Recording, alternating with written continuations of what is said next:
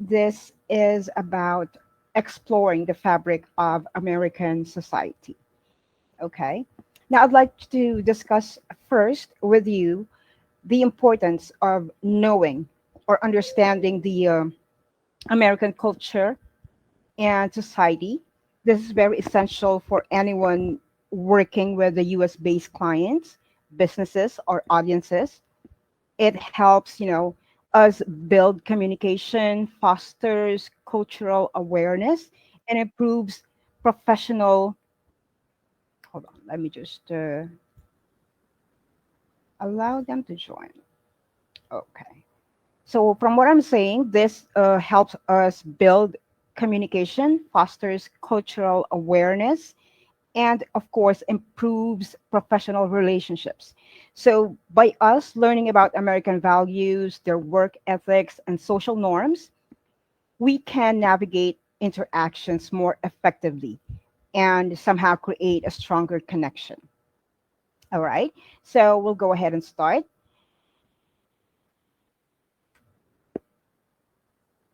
Okay. Oh, someone still wants to join. Hold on. Okay, there you go. Okay, so as virtual assistants who are working with United States clients or US clients, it's very essential for us to understand the American culture and its people. Now, you may ask me, Miss Nix or Nicole, why is it important for us to know them? We're just working for them. No, only business and relationship, right? But then again, if you will think about it, their business, if you are one of a virtual assistant from a certain client from the US, their business is actually your business. So it is very important for us to know how they do their businesses, right? Because we need to love their business as well. All right. So it is very important that we know that these Americans are known for their diversity with a rich blend of their religions and, of course, cultural backgrounds to add to that. And they also value individualism, initiative, and, of course, efficiency, both in their personal and professional lives. Now, communication based on the US clients, they are more direct yet informal with emphasis on clarity and transparency. So if you will notice, if you speak with Americans, comparing that to Filipinos, the Americans are very direct, right? Yet they are very informal. Like they can say something right straight to your faces. Unlike Filipinos, we tend to somehow back back up a bit, right? So they are very direct. You have to expect that to your American clients. They will somehow say things directly without even considering our feelings and all that. So you have to be prepared with that as well. Okay. And by the way, guys, just to inform you that this training is actually live on the VA radio. Okay. So if you guys can actually check that page, you can see this training live on that Facebook page. Okay. The VA radio. Okay. Now, going back to our training, if you can see the screen, just let me know if it's visible on your end, guys. Just a thumbs up for me will do. Okay, thank you so much. And you can see here the 50 states and their capitals. So to those familiar with, the United States, unlike the Philippines, they have 50 states. Okay. Now these states they have their own capital, of course. Now I'll mention some of them. The capital is Albany, and the state is New York. So it is also very essential for us to know how we pronounce these capitals and states, so that our clients would know that we are really into what they have, their cultures, and all that. This will allow us to build more, trust with them, or a little more personal, I may say. It is very important. So some of them, I've mentioned Phoenix, Arizona, or Des Moines, Iowa. And we also have here Baton Rouge. That's how you pronounce it. Baton Rouge in Louisiana. Okay. And the rest, um, I can go ahead and, if you will ask me, or you can find those pronunciation in Google or YouTube. That would be very helpful, because being a virtual assistant, we also have to be more resourceful. All right. And then next to that, of course, the US time zones. So if we will compare that to our Philippine time, we only have like morning, afternoon, evening, something like that. In the United States, there are different time zones. So those here, attendees here who are used to work or still working in a BPO or call center industry, you are quite familiar with this one. So each of these time zones represents states. All right. So the first one is Pacific. When we say Pacific, this is what we normally call PST, or Pacific Standard Time. So there are states that are under that um, time zone. Also, next to that would be the MST, or the Mountain Standard Time. And of course, there are states allocated on that as well. And then Central, or CST, we call it Central Standard Time. And of course, the last one is the EST, or the Eastern Standard Time. And you also have Alaska, the Alaskan time and the Hawaiian time. But most of these are, in being a virtual assistant, there's no, there's not a lot of clients that we get from that time zone.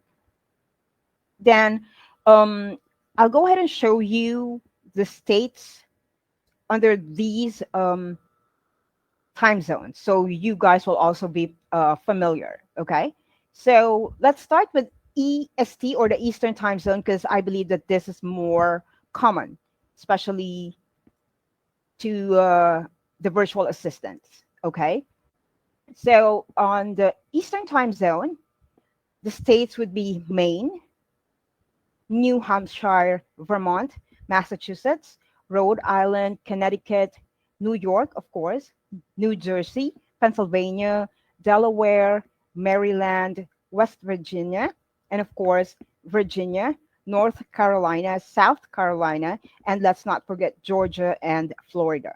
So, from my experience, there are a lot of US clients based on these time zones. Next to that would be Central Standard Time, and this goes for the states of Tennessee, Kentucky, Indiana, Alabama, Mississippi, Wisconsin, and most of the Upper Peninsula, like the Michigan, and then, of course, Illinois, Missouri, Iowa, Minnesota, North and South Dakota, Nebraska, Kansas, Oklahoma, and some western part of Texas.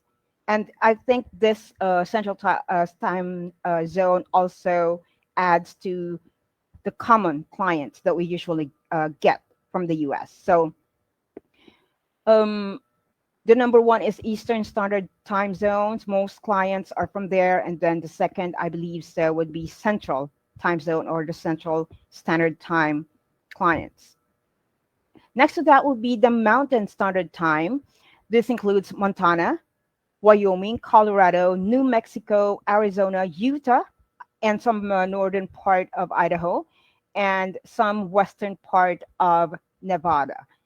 And then also adding to the most common would be the Pacific Standard Time clients, which came from Washington, Oregon, California, and some eastern part of Nevada, and some southern part of Idaho, and eastern part of Nevada.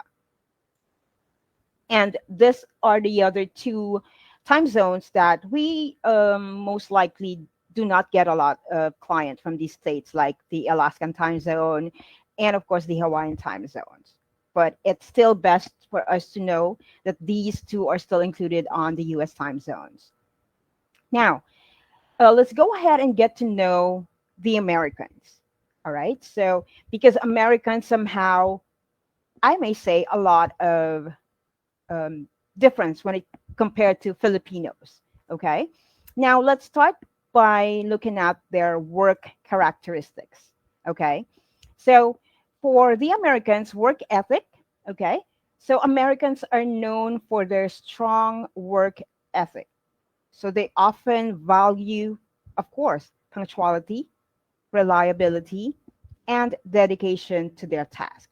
So it is I may say, it has been, going around sometime that, American time versus Filipino time. I know you guys are all familiar with such line, right? That when you say Americans, they are mostly on time, right? Exact time, or most of the time they're ahead. Unlike Filipinos, some of us, um, and I'm quite guilty on this somehow. Sometimes, Filipino time, they say we are late, 5 minutes to 10 minutes late sometimes, right? So compared to Americans, they value punctuality. Okay.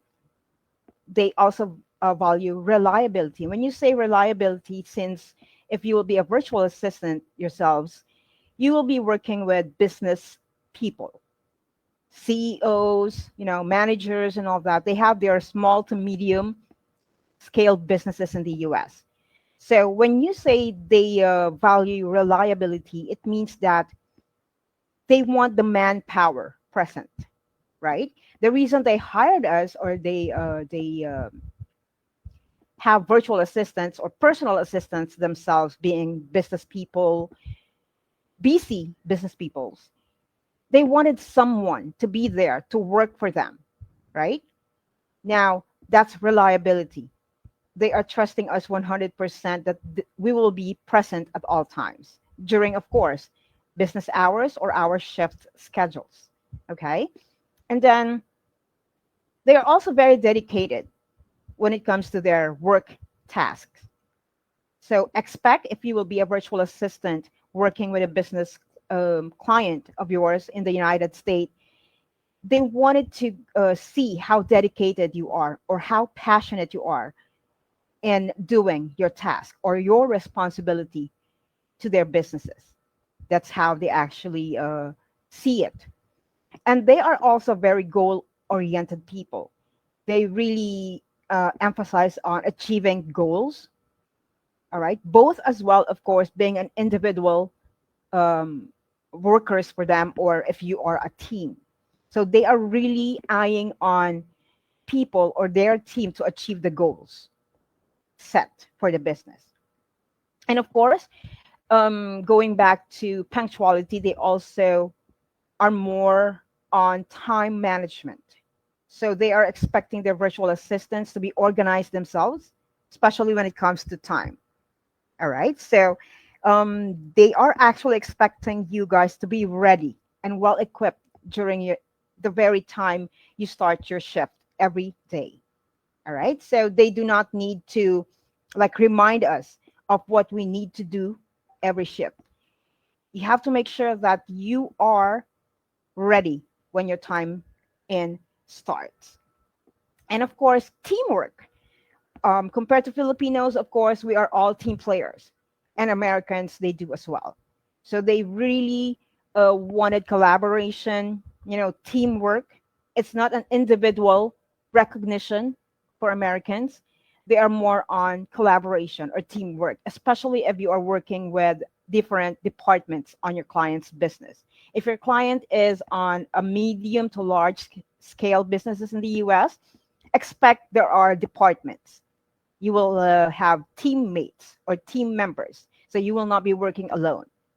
Now, for some small scale businesses in the US, they somehow tend to hire or get only one to two or one virtual assistant to help them with the business. But then, of course, your team will be considered your client because you're closely working with them. So, still, there is collaboration and, of course, teamwork. And of course, the last to that would be innovation. So American clients, they tend to really seek creativity. Okay.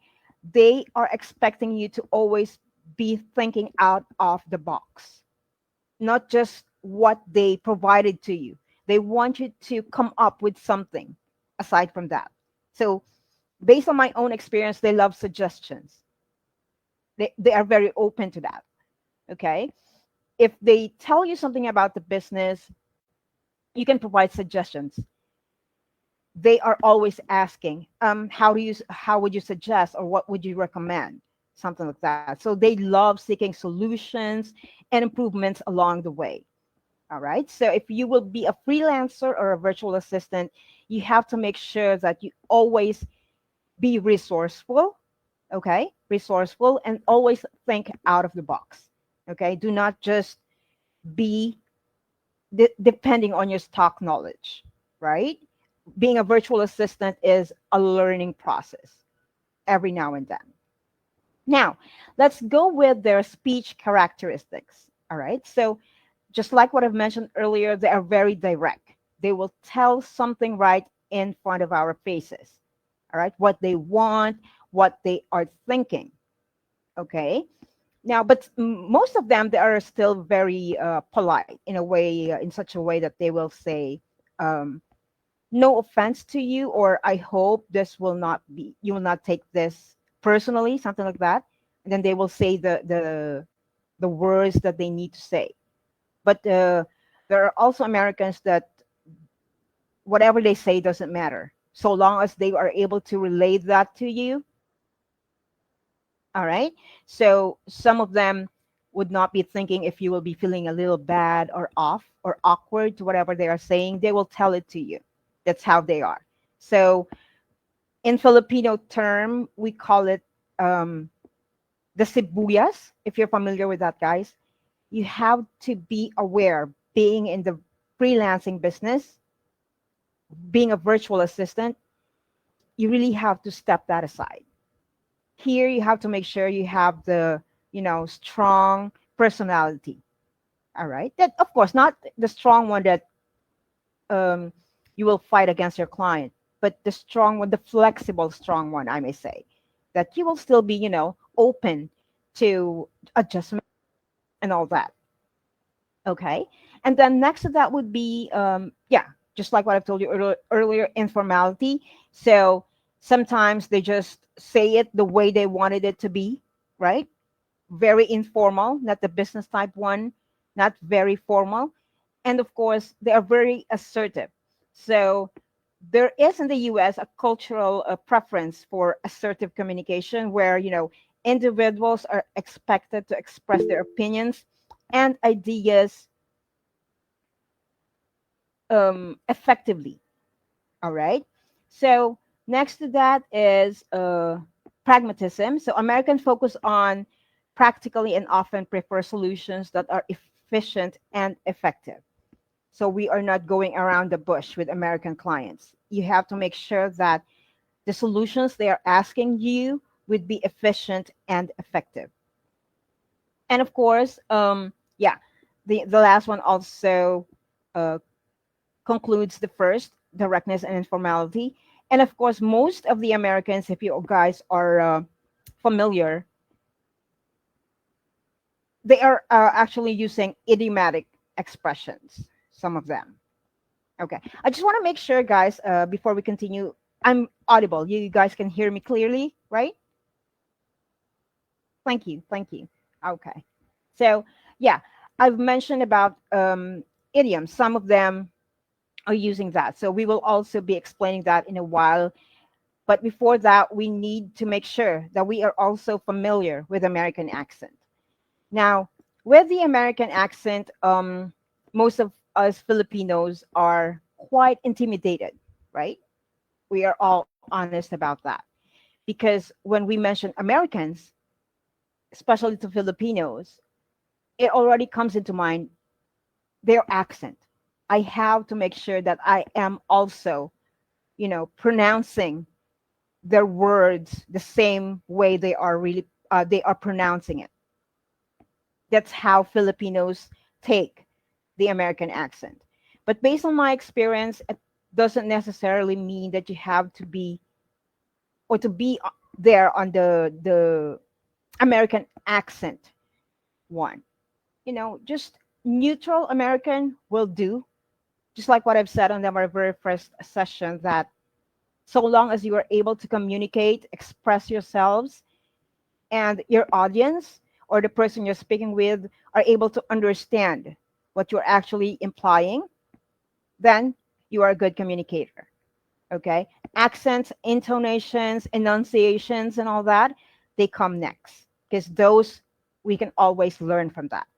Okay? Or learn from it. Okay? Now, so American accents, they are really different or they vary widely across United States because for some people, they will just have it like in one picture frame. Americans and American accent, just one picture frame. No, it doesn't happen that way. Since there are, let's consider their time zones, right?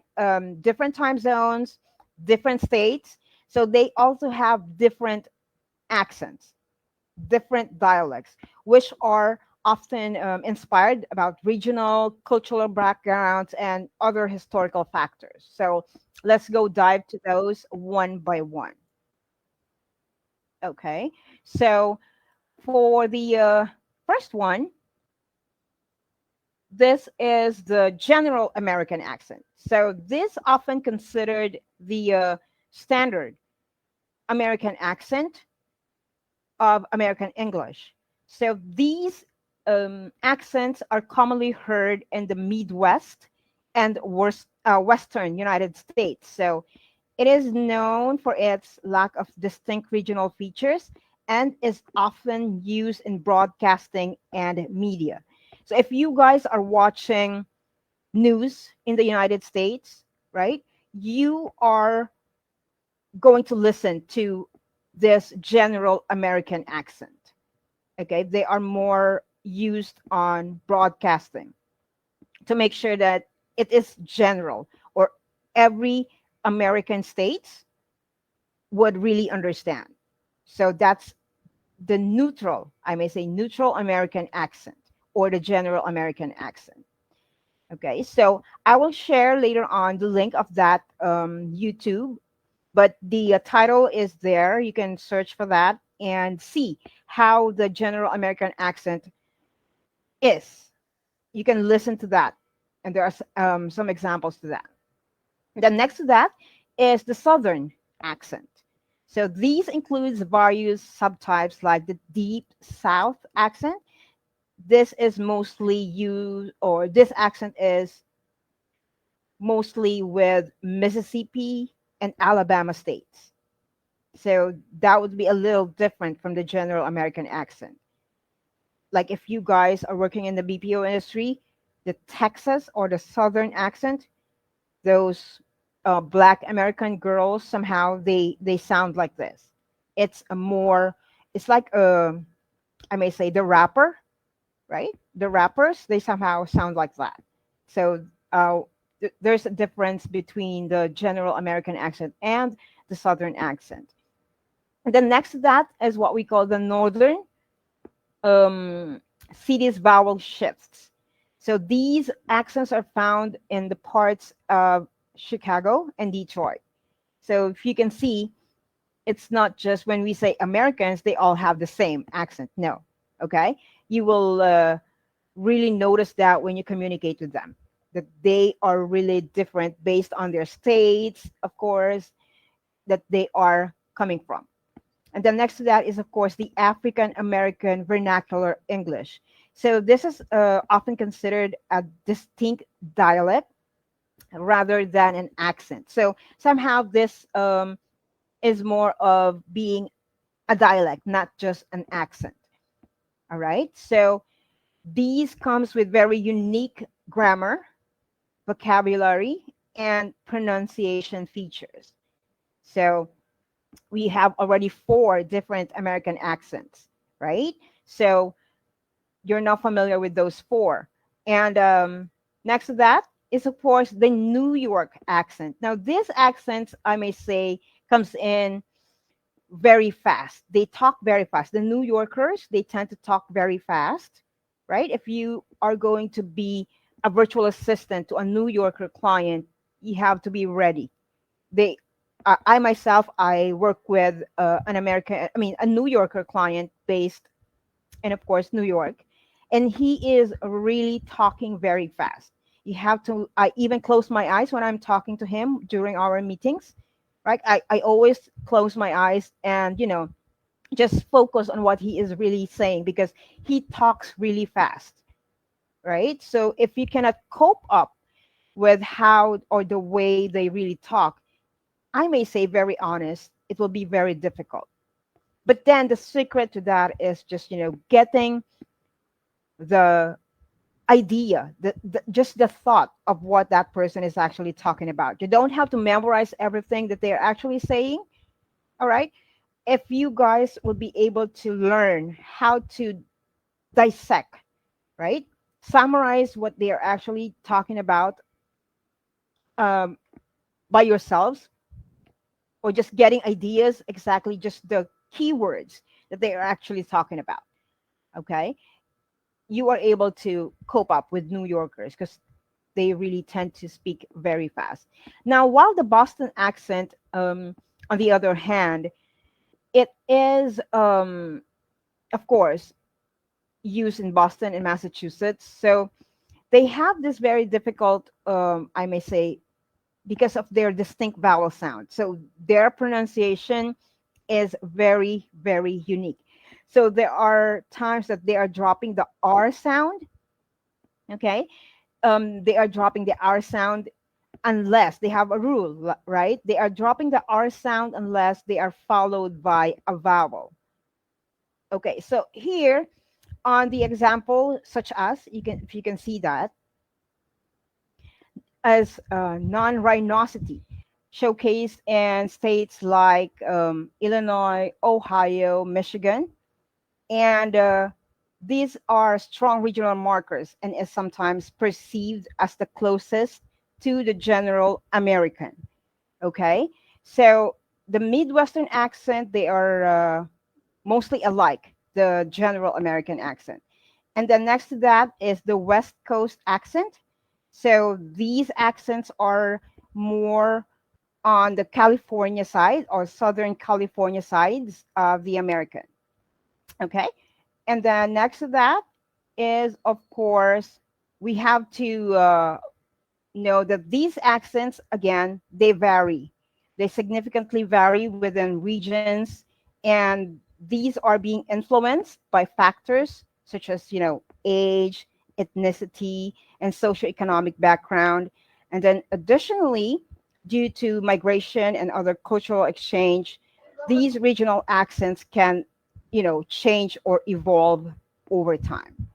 Okay, so there might be some changes over time with this accents. This is the time that we can do the question and answer portion. I know, guys, that you have a lot of questions in mind when it comes to dealing with American clients.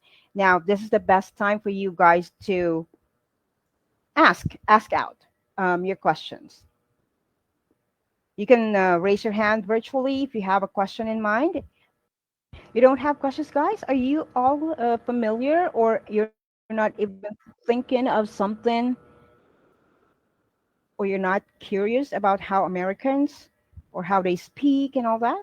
Okay, you can probably just put it on the chat and then I'll go ahead and just read that if you're quite shy on speaking. That's totally fine. So, whatever question you have in mind, you can go ahead and put that on the chat.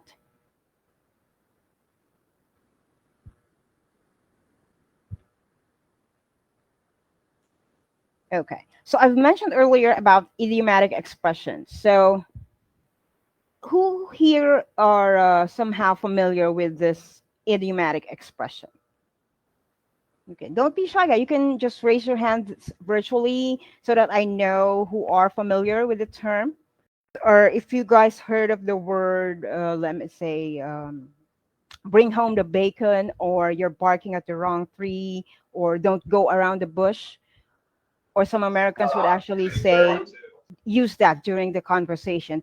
So you have to make sure that you are familiar with the meanings of those idiomatic expressions that they are always including on their conversation, like sugarcoating somehow.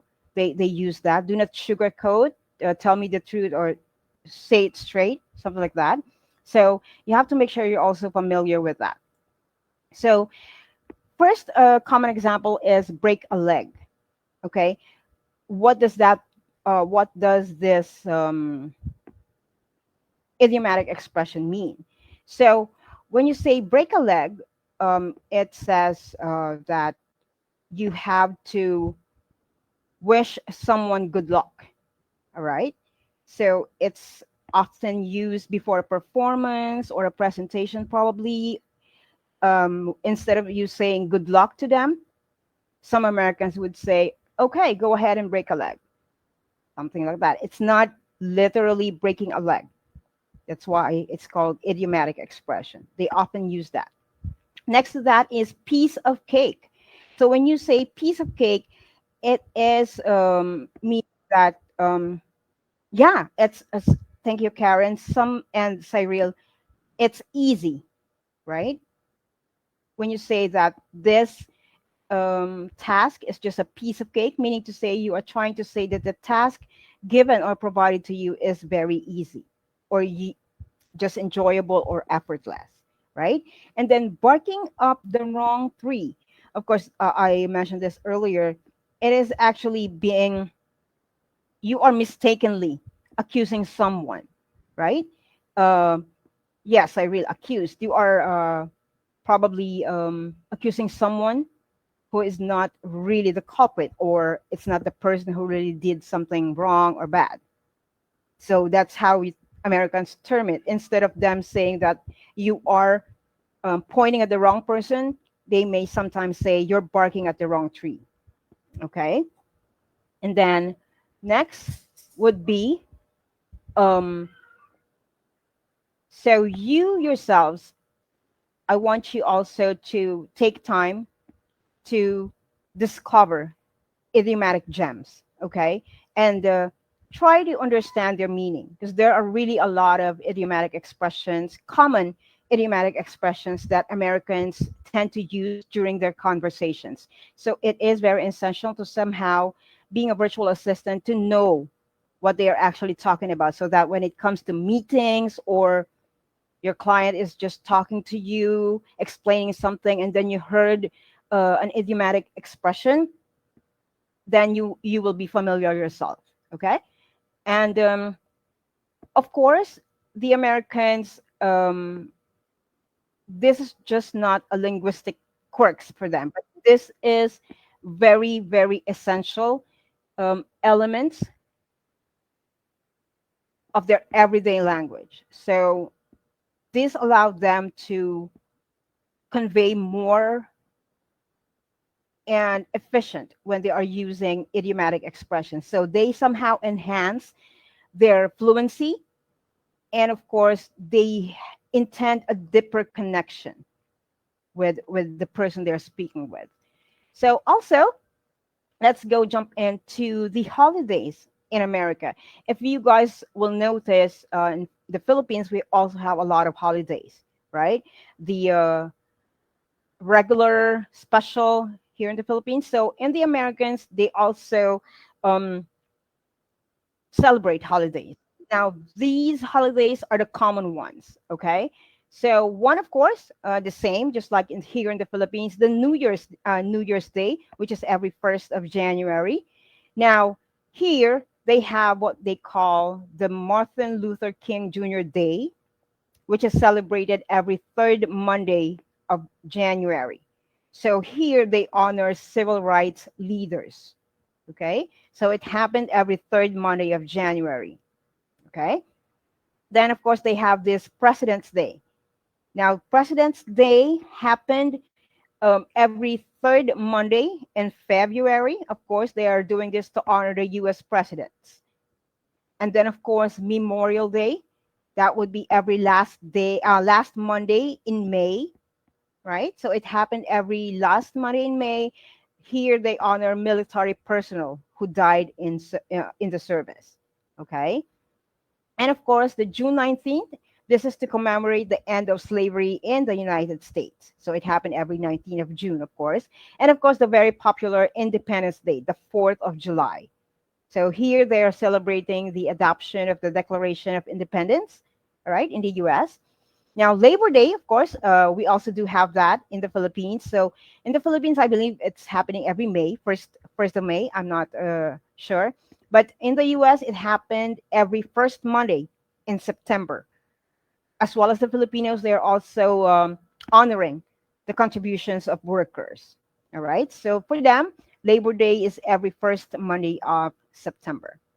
And they also have Columbus Day, which is happening every second Monday of October. So this is to commemorate Christopher Columbus' arrival in the U.S. And of course, one of those popular holidays as well is the Veterans Day, which happens every 11th of November, honoring military veterans. And of course, another one is Thanksgiving Day. So compared to the Philippines, Christmas Day is, we can say, top holiday here in the Philippines. But for the Americans, it's actually Thanksgiving Day. So it is happening every fourth Thursday of November.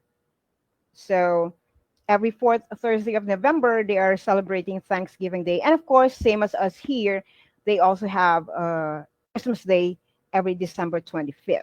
Now, what is the reason why I am telling you guys about the US holidays? Because it is important for you as well to know exactly what is happening on this specific dates and months. Because some of your clients would really tend to provide holiday pays. If you guys are familiar with that, they may say that you can work or not during this time, but you are still paid.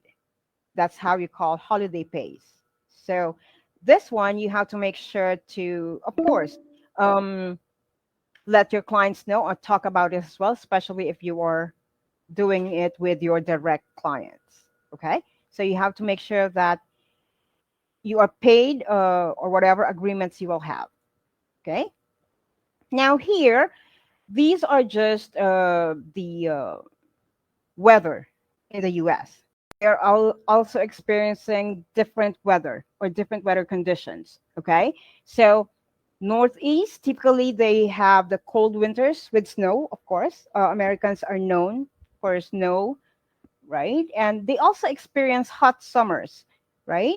Most of these are the New York City, Boston, Philadelphia. Now, for Southeast, the general climate there is warm to hot. Okay. And then, so they also experience tornadoes, especially on Chicago and St. Louis or Minneapolis areas. So you have to make sure that if you're working with clients based on Chicago, you're aware that tornadoes occurs on their states. Okay. And also extremely hot. They also experience that in Phoenix, Las Vegas, and Los Angeles. And of course, winters for Mediterranean in California. And then they also have dry summers there. And for the rest, there you go. And of course, Alaska, um, they are mostly on the cold winter time. So, my question now would be, are you ready to meet your clients?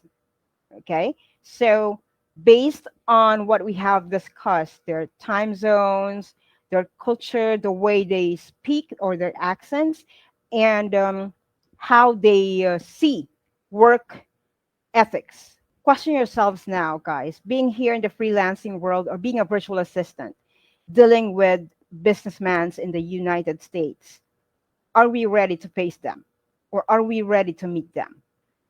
Okay. So, um, with this question in mind, analyze everything.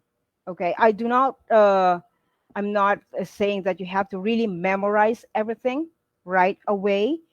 Okay. But then again, as I've been saying every time, researching, being resourceful is very, very important in being a virtual assistant. Do not just rely on what you read, what you see now, because Just in millisecond, it will change. So if you really wanted to be a virtual assistant, you have to make sure you are passionate, dedicated on doing everything from learning, researching, observing. You have to empty your cups, I may say, from your previous job experiences, empty them so that all the new information and knowledge, being a freelancer or being a virtual assistant, you will have space for them, right? So you can do researches, Google, YouTube, and other platforms. We already have a lot of platforms now that being or working in the freelancing is almost 90%. Most of us are already working in the freelancing world or being a virtual assistant. So there are already a lot of platforms where you can learn. So just use them the right way. Okay. Always learn and research. Okay. Now I will have a few minutes for you guys to share if you wanted to. Okay. Now here, do not think that you're shy because there are a lot of us here in the link. But then again, if you are able to overcome, right? Overcome that nervousness, right? Because you can also consider this as talking to your client. Because if you will have your client, you cannot avoid talking to them, right? Especially if it's a direct client, you will do onboarding, right? You will discuss business matters with them. So it's very essential for you to be open to communication, being able to communicate. Okay. So you have to make sure that you are ready communicating. Do not be shy if your accent or grammar is not correct, right? We all came from beginning, right? And along the way, just baby steps, right? We will be learning. And just make sure you are open to new learnings. That's how it will be on if you are being a virtual assistant. You have to be open to learnings. Unlike other jobs or position, I may say, whatever learning is there, stock knowledge, it will work with that. But being a virtual assistant, you have to make sure you are always learning, observing, right? Researching, going out of the box. That's how being a virtual assistant is. And you have to make sure you are passionate in what you are doing. You have to be consistent. That's how you will succeed being a virtual assistant. Okay. So our session about the American culture has ended. And if there are someone who wanted to share something or ask something out, you can do so. I'll give you another minute, or you can just always send me a personal message, guys. If you wanted to learn more or if you have questions in mind, you can just ask out, just send me a message. Okay. I would really, first of all, thank the VA Radio for having this training live at their page. So if you guys would visit the VA Radio page, you can see this training live. And of course, I'd like to thank you all for attending this session. And I hope that I was able to provide some tips and I was able to share with you my experiences and the knowledge about the Americans. Okay, so again, please make sure to ask yourselves if you are really into being a virtual assistant. That's the very first thing you need to know. You have to make sure that you will commit being a virtual assistant, and then you will just see yourself a month or 3 months from now that you will have your own client and you're working with them. So again, once you landed your own client, make sure to love their business because whatever their business is, it is also your business. So love your own, okay? Consider their business your own. Okay? So thank you so much. And I'm hoping to see you guys on our next sessions. I'll be posting schedules for that. And again, thank you, the VA Radio, for this opportunity. And yeah, enjoy the rest of your evening, guys. And thank you again. Have a nice day.